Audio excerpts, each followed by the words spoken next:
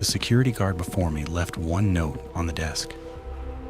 It was written on the back of an incident report form in pen, pressed hard enough that I could read it from the indent on the next page. It said, "Don't check the balcony twice." That was it. No name, no date, no explanation. I found it under the sign-in clipboard my first night, and I figured it was the kind of thing a bored man writes to spook the next guy. Every night shift job has one. A locker with a warning scratched inside it. A break room story about a sound nobody can place. I'd worked enough overnight posts to know that the building always has a legend. And the legend is almost always somebody's idea of a joke. I want to be honest about how I got there, because I think the ordinariness of it is a part of why it took me so long to believe anything. I'm 46. I spent 11 years as a corrections officer at a county facility 2 hours south. And when they cut the contract with the private outfit that ran our wing, a lot of us got let go in the same month. I'm not going to pretend I handled it well. I'd already been separated from my wife for about a year by then, and the job loss landed on top of that. I moved into a one-bedroom above a hardware store in a town I'll just call Verndale, because the people there don't deserve to have a stranger on the internet pointing at them. It's a small place in the part of Pennsylvania where the downtowns were built for 3 times the people who live there now. Brick storefronts, half of them empty. A diner. A pharmacy that's also the post office. And the Orpheum. The Orpheum was the reason the town still had a downtown at all, the way some of the older folks talked about it. It opened in 1928 as a movie palace, the kind with a real stage and an orchestra pit, because back then, a town like Verndale expected to host vaudeville acts and traveling shows and Sunday pictures all under one roof. It limped through the decades the way those buildings do. Movie house, then a discount second-run theater, then closed, then bought by a community arts board in the 80s and turned into a performing arts center, which mostly meant high school musicals, the occasional touring tribute band, and a Christmas show every December. By the time I came along, the Arts Council had gotten a county grant and some matching money to renovate it. New wiring, fire suppression, accessibility work, the whole list. The kind of project that takes 3 years and runs over budget twice.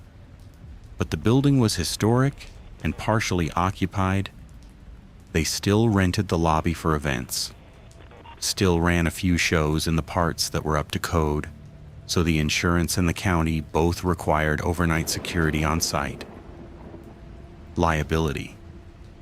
If a contractor left a torch on or a pipe burst, or some kid climbed in through a renovation gap and got hurt, somebody had to be able to say a person was watching. That person was supposed to be a man named Dale Hutchins. He'd had the post for about 7 months. And then, the week before I interviewed, Dale quit. Not gave notice, quit. Cleared out his stuff, dropped his keys through the mail slot of the Arts Council office with a sticky note that said I'm done, and stopped answering his phone. The woman who hired me was the Arts Council's operations manager. Her name was Brenda. Sharp, practical, overworked. The kind of person who runs 4 nonprofits worth of logistics on one salary.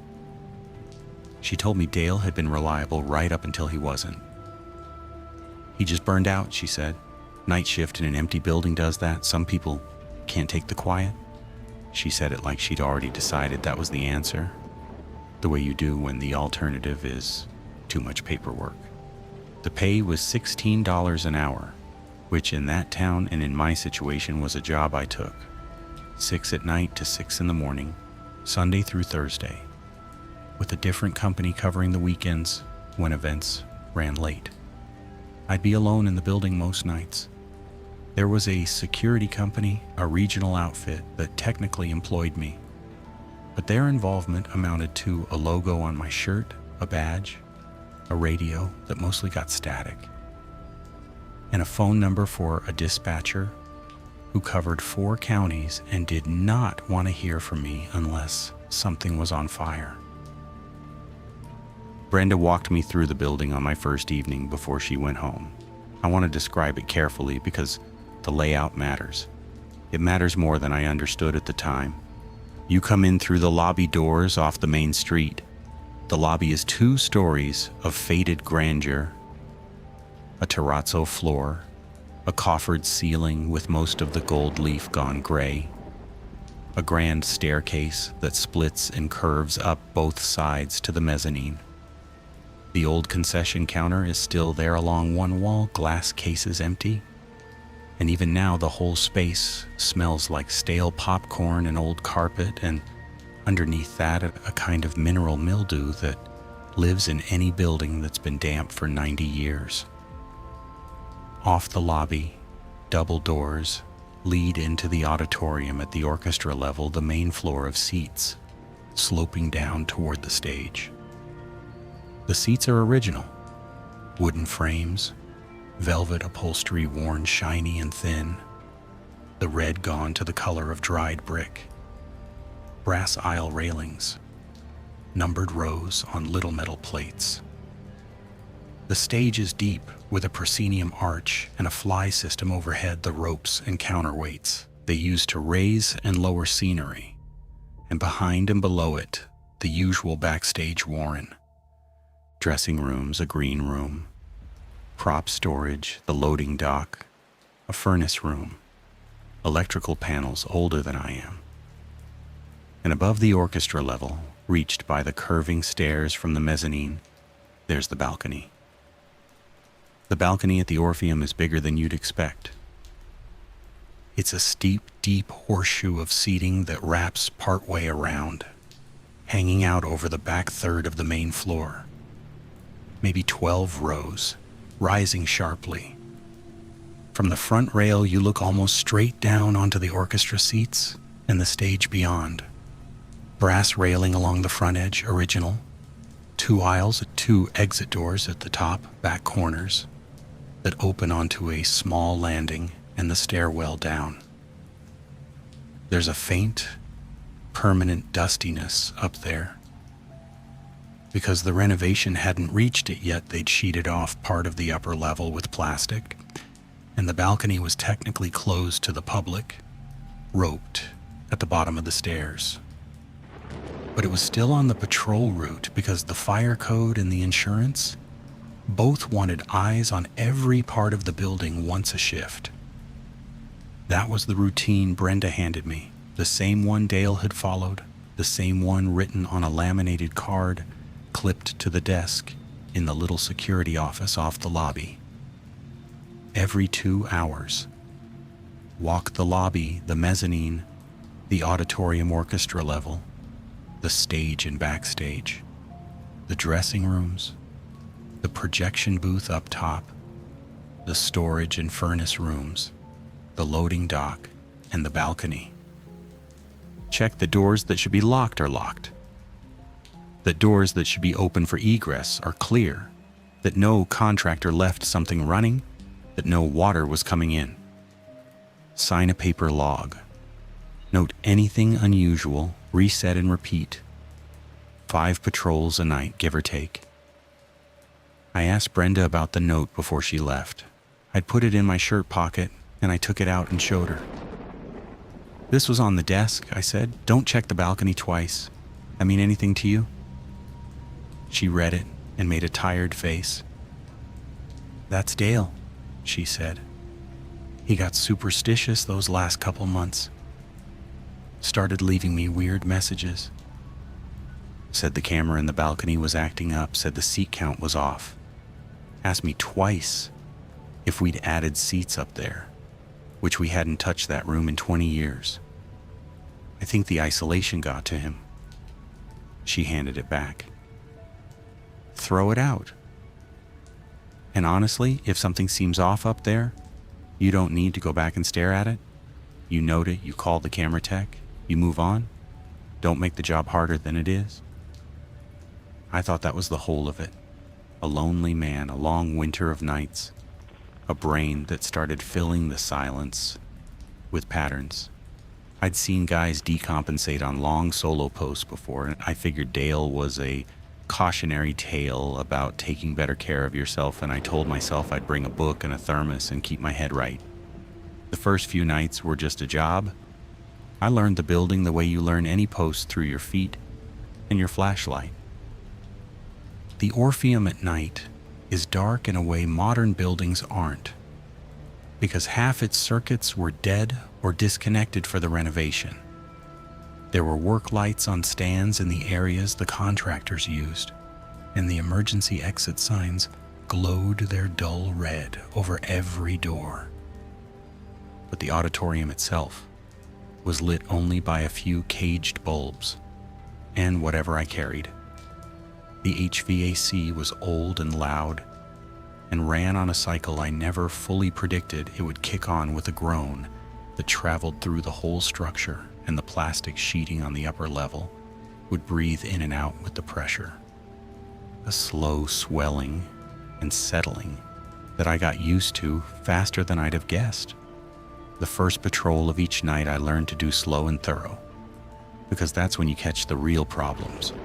A fire door propped by a contractor, a leak, a space heater somebody forgot.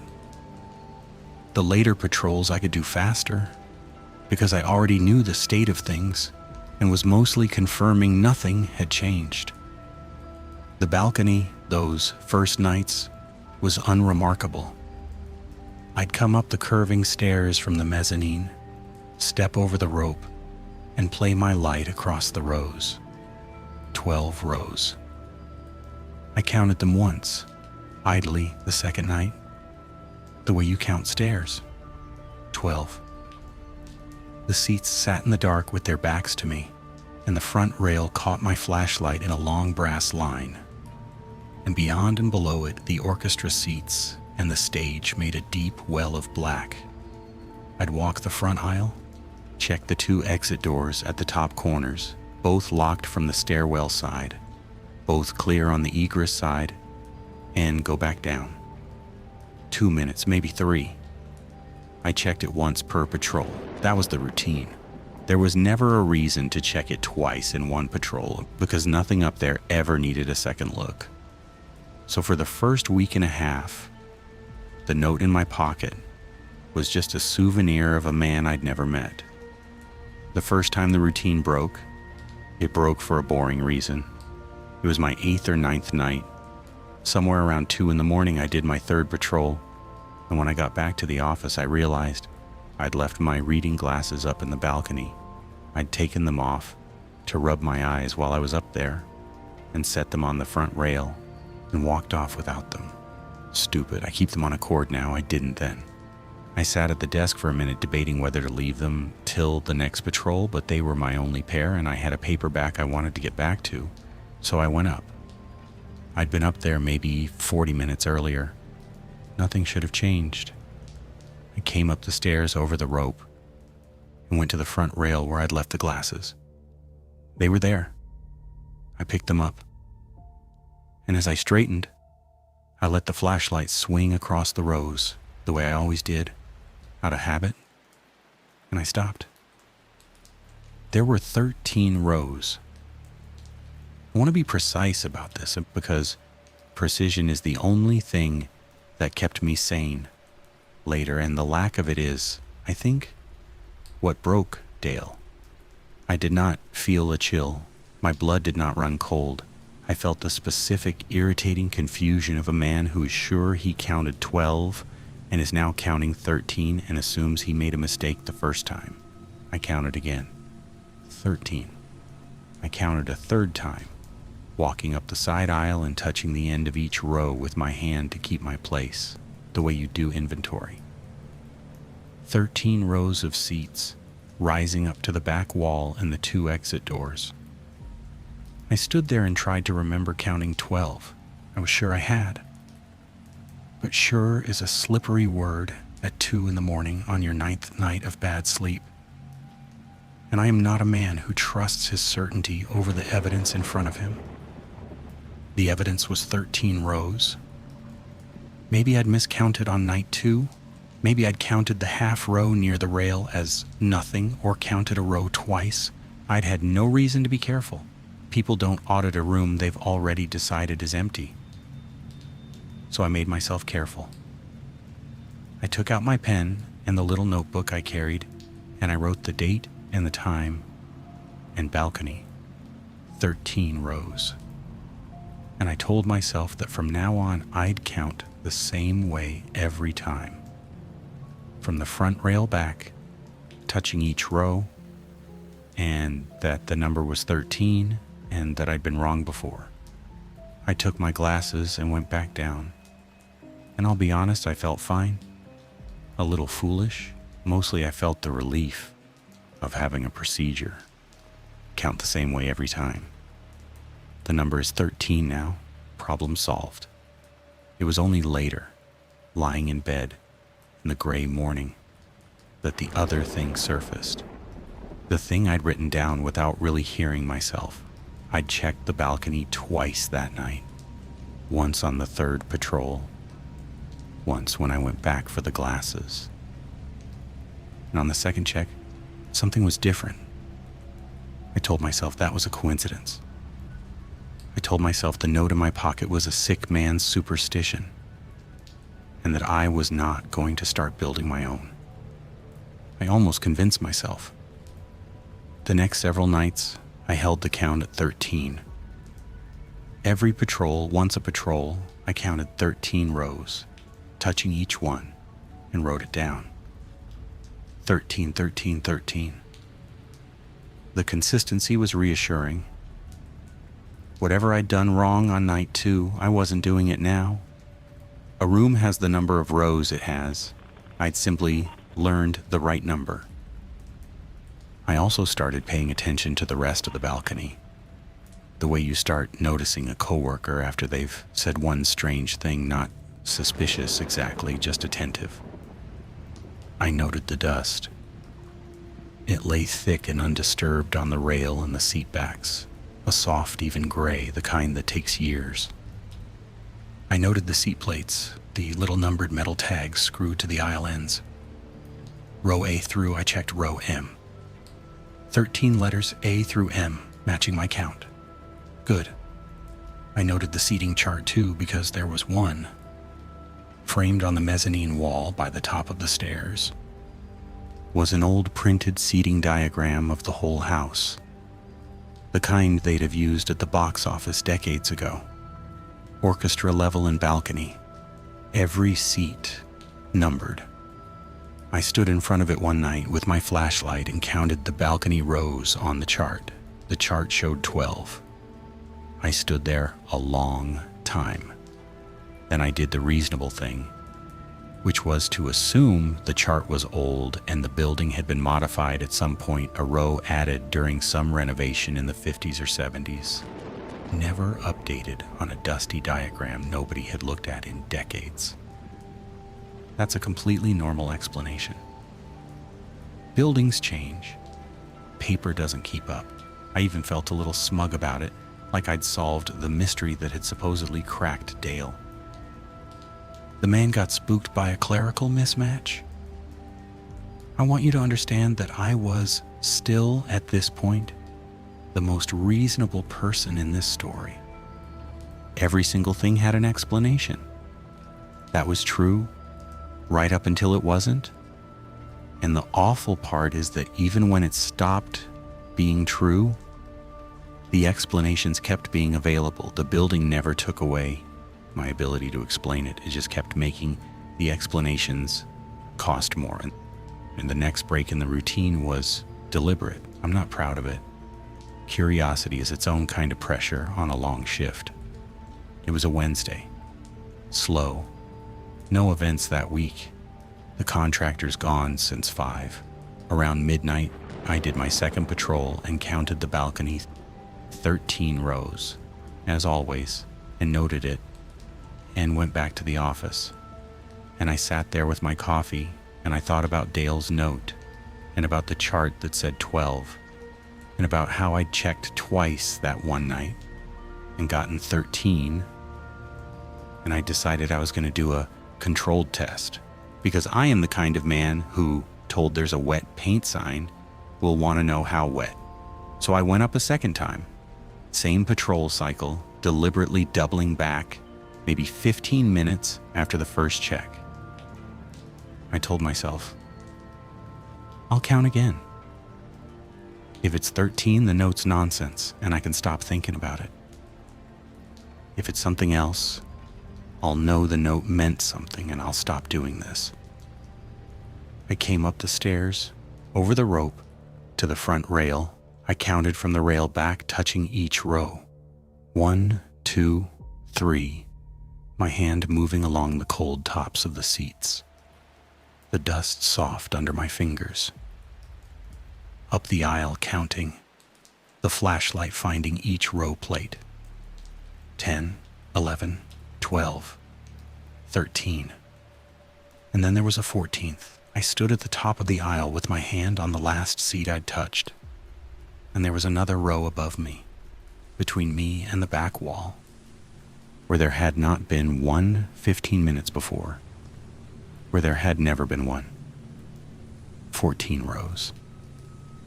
And the back wall and the 2 exit doors were further away than they should have been. The whole room was deeper. Not dramatically, not like a special effect. Just one row deeper. The way a hallway in a dream is one door longer than the house it's in. I did not run. I want to be clear about that because in the stories people always run, and running would have been the sane response. And I didn't do it. What I did was stand very still and listen to the HVAC groan on and the plastic up on the renovation level breathe in and out. And I made myself count again, down this time, from the back wall to the rail. 14. I made myself look at the row plates, a through N now, N. There was a seat plate that said N, screwed on with the same old slotted screws, wearing the same gray dust as all the others, as if it had been there for 90 years. I went down those stairs at a fast walk, not running, a fast walk. I sat in the office with the lights on and I wrote in my notebook, and my handwriting was steady, because I made it be steady. Patrol 2, balcony 13 rows. Returned approximately 15 minutes later, same shift. 14 rows. Row N present did not previously exist. And under that I wrote because I am thorough, and because some part of me already knew I'd want the record. Checked twice. I didn't sleep that day. I lay in my apartment above the hardware store and ran through it the way I used to run through use of force incidents in my head. What did I actually see? What did I assume? Where could I be wrong? And every honest answer made it worse. I hadn't miscounted. I'd touched every row. The dust on the new row was old. The seat plate was old. There was no way to add a row of theater seats and age them in 15 minutes, in the dark, in a building where I was the only person. But here's the thing I keep coming back to, the thing that makes this hard to tell. I had an out. I'd given myself one.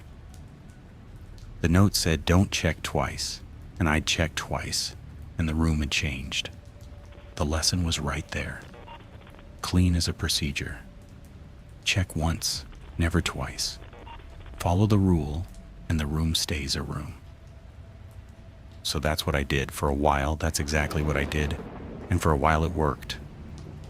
And that was almost the worst part because it meant the rule was real. And a real rule means a real reason behind it. I went back to checking the balcony once per patrol, just once. I counted 13 every time, every patrol, and wrote 13, and went down and didn't look back. And the count held at 13. Whatever the second check did, the first check never did it. The first check always showed me the same room. 13 rows, A through M, dust undisturbed. The chart on the wall be damned. For about 2 weeks, I had a haunted building under control, and I genuinely believed I could just work the job, follow the rule, and leave the mystery alone. I even started thinking about Dale with something like sympathy and condescension mixed together. Poor guy figured out the rule too late, or didn't have the discipline to follow it and let it eat him. Then I found Dale's records, and I stopped feeling condescending.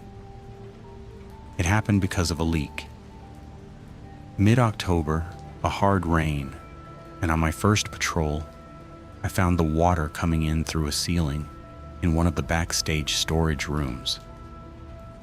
An old prop room full of flats and furniture and boxes that the Arts Council had been meaning to clear out for the renovation. The water was running down a wall and pooling near some cardboard boxes, and I moved them out of the way so the contents wouldn't soak. And that's how I found the binder. It was a cheap 3-ring binder, black, the kind you buy at a drugstore, and it had been sitting inside a box of old programs and clipboards. The box you'd grab if you were a guard who wanted to hide something in plain sight in a building full of forgotten paper. Inside it was Dale Hutchins' handwriting, the same hard-pressed pen as the note. Months of it. He'd kept a second log, a private one. Brenda had the official patrol logs, the laminated card routine sign here every 2 hours. But Dale had kept his own, and it was all about the balcony. The early entries were like mine, skeptical, a little embarrassed. Counted 12 rows, thought it was 11 last week, must have miscounted. Then went up twice tonight, left radio, second time counted 13. Pretty sure it was 12 first time. Tired. He'd done the same thing. I had caught it on a double check, blamed himself, then tested it on purpose, then started keeping records. He was more rigorous than I'd been. He'd made a little table, date, patrol number, row count on first check, row count on any second check. And the table told a story I already knew in my gut, but hadn't let myself put into a sentence. On a single check, the count was stable for any given stretch of nights, but the baseline number had been creeping up over his 7 months. He'd started at 11 rows in the spring. By the time his log ended in the fall, his single check baseline was 13, the same 13 I'd inherited. The room had been growing slowly over months, and each new guard inherited a slightly bigger balcony and accepted it as the normal number, the same way I'd accepted 13. And every time he checked twice in one shift, the room added a row on the spot, and then that new, higher number became the new baseline. The second check didn't just reveal an extra row, it made the extra row permanent. The next night, the single check would show the higher count. The room was using the double checks to grow. Every time a guard couldn't resist looking again, the balcony kept the row he'd seen. I sat on a damp box in that prop room and read Dale's binder front to back, with the rain coming through the ceiling. And the further I read, the worse it got, because Dale had figured out more than the rows. He'd started photographing the security monitor. The balcony had one old camera, a fixed black and white unit aimed down the rows from the back corner, feeding a bank of monitors in the office. The feed was bad low frame rate, grainy, the kind of footage that's mostly useless, but Dale had noticed the same thing I'd half noticed and dismissed. The camera in the room didn't always agree. He'd taped printed stills into the binder. On most of them you could just make out the rows, and you could count them, and the counts in the photos matched whatever his log said the room was that night, which already shouldn't be possible for a camera looking at a fixed room. But 3 of the stills were different, and he'd circled them. In those three, the rows were full, not full of objects, full of people, shapes in the seats, heads and shoulders, rows of them, the grainy suggestion of an audience sitting in the dark facing the stage. He'd written under one of them, in that hard pen, 314 AMAM monitor only. Went up immediately. Balcony empty. Came back to office. Replayed nothing, no recording. Just live feed. They were gone on the monitor too, and under another. They only show up on the second check. If I go up once and come back, feed is empty. If I go up twice, the feed fills in while I'm up there the second time. Like it remembers I was watching. The last several pages were harder to read, and not because of the handwriting. The handwriting stayed steady. It was the content. Dale had stopped writing about rows and started writing about a specific seat. Center of the balcony, he'd worked out the seat that, on the original 1928 chart, would have been the house center, the best seat, dead middle of the middle row. As the room grew and the rows shifted, that seat moved, but Dale tracked it. He wrote that on his second checks, after the audience filled in, and that center seat was the only one he could ever see clearly, and that it was warm. He put his hand on it, warm, like someone just got up. Every other seat is cold as the rail. That one's warm. Stop checking it. Don't put your hand on that seat. And then near the end, found a program on the rail tonight. Souvenir program, glossy, like the old ones in the lobby cases. Cover show I never heard of. Inside, cast list, orchestra, all of it. Printed like a real program. Date on it is a date the Orpheum was definitely open. But there's no record of this show anywhere.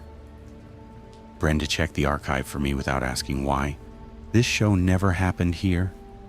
The program is for a performance that didn't exist, except the balcony has it. His final entry was short. I think the rule is wrong. Don't check twice. Keeps you safe, but it's not the whole thing. The room isn't adding strangers. I recognize someone tonight. I'm not writing it down. If you find this, just don't check twice and quit before winter. The pay isn't worth being remembered by this place. That was it. No more entries. The next thing Dale did, as far as the world knew, was drop his keys through the mail slot and disappear. I took the binder home. I did not tell Brenda. I told myself I'd think about what to do. But the truth is, I already knew I wasn't going to do anything official because there was nothing official to do. Boss, the balcony grows a row every time someone double checks it, and the old security camera films a phantom audience, and the guard before me kept a binder about it before he vanished. I'd have been the second guard to burn out. Maybe she'd have written a sticky note about me, so I did the only thing that felt like control. I followed the rule harder than ever. 1 check per patrol, never 2. I kept my own log now, like Dale, in a notebook I carried everywhere. 13 rows. 13. 13.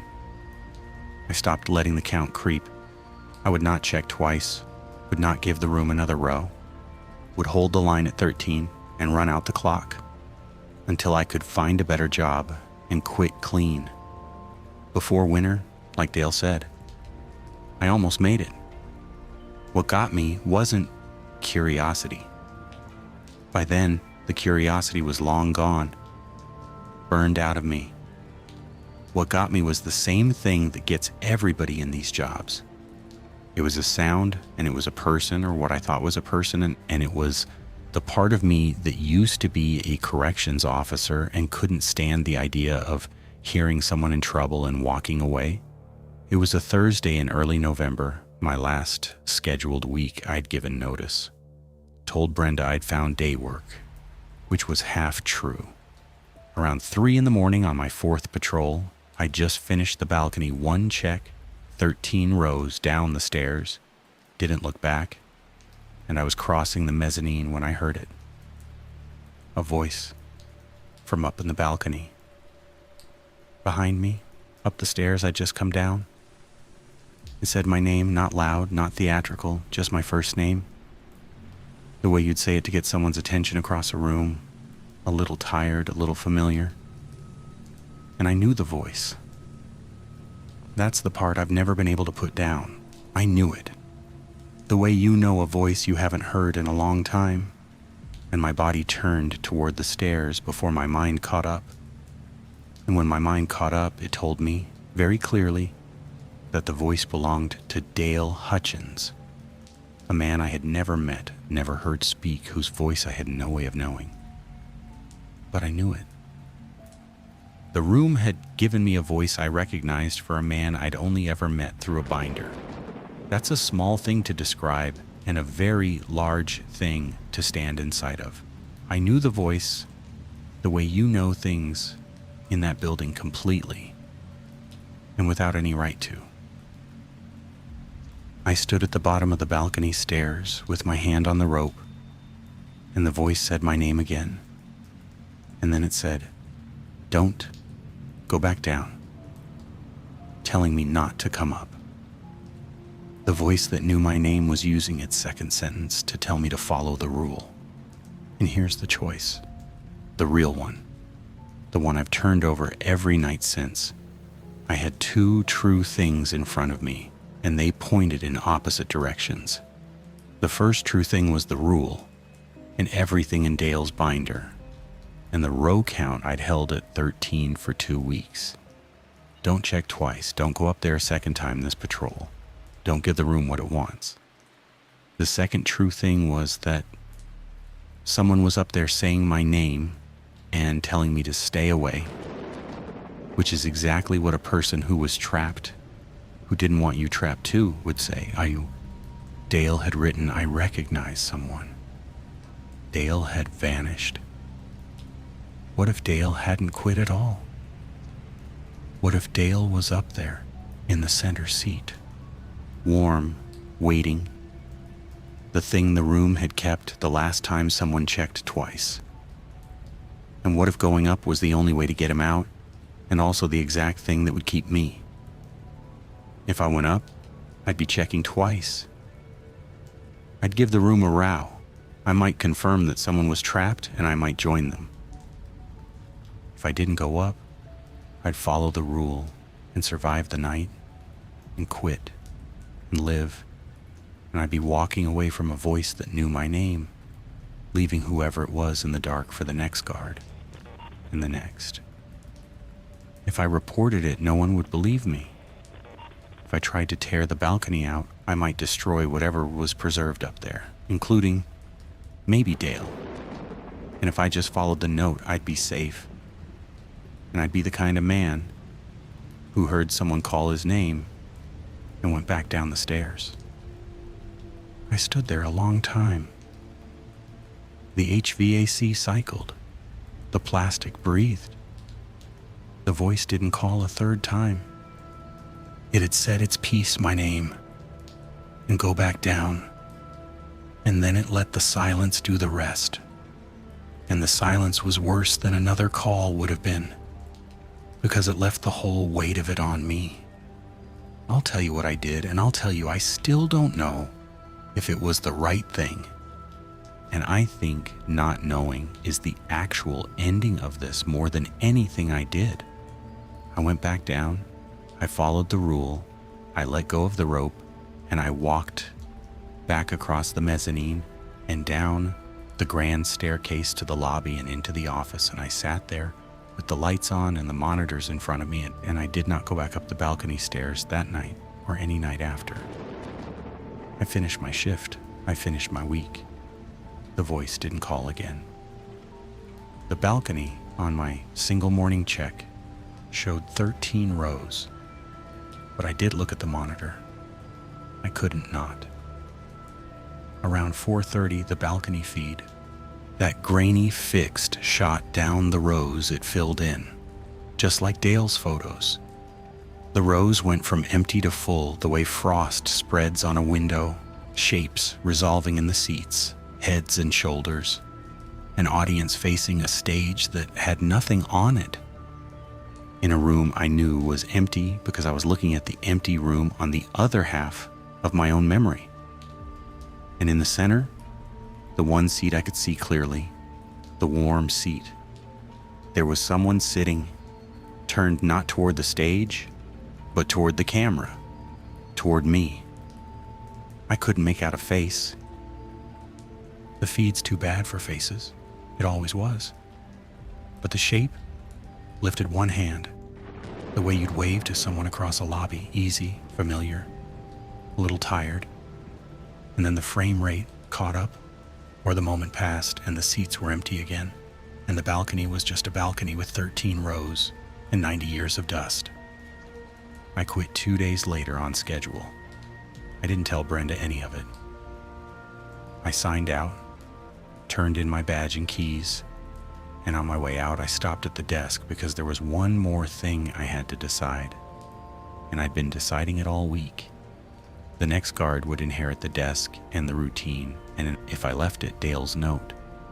I'd kept the note that whole time, the original, in my pocket. Don't check the balcony twice. And I'd come to understand the way Dale had at the end, that the note was true, but it wasn't the whole thing. The rule keeps you alive. It does not tell you the cost of keeping it. It does not tell you that one night the room will know your name, and that following the rule will mean leaving a voice in the dark, and that you'll carry that further than you'd ever carry being scared. I thought about writing all of that down for the next person. I thought about warning them about the rows, the camera, the warm seat, the voice. I sat at that desk with a pen and a blank incident form, and I tried to write the true and complete warning, the one Dale couldn't manage either. In the end, I wrote the same words he did. Don't check the balcony twice. Same as his, almost. I added one line under it because I couldn't help myself, because it was the only thing I'd learned that he hadn't written. Following this won't feel like the right thing. Do it anyway. I left it under the clipboard and I walked out into the November morning, and I never went back. I'd like to end there, but there's one more part, and it's the part that means I can't tell myself it stayed behind in that building. A few months later, in the spring, I'd moved away from Verndale, taken a day job 2 states over, the kind of work that lets you sleep at night. And one evening, I was looking up a show, a real one, a touring thing coming to a renovated old theater near my new place, completely unrelated, a different building entirely. I was going to buy a ticket. The website had a seating chart, the interactive kind, where you pick your seat off a diagram of the house.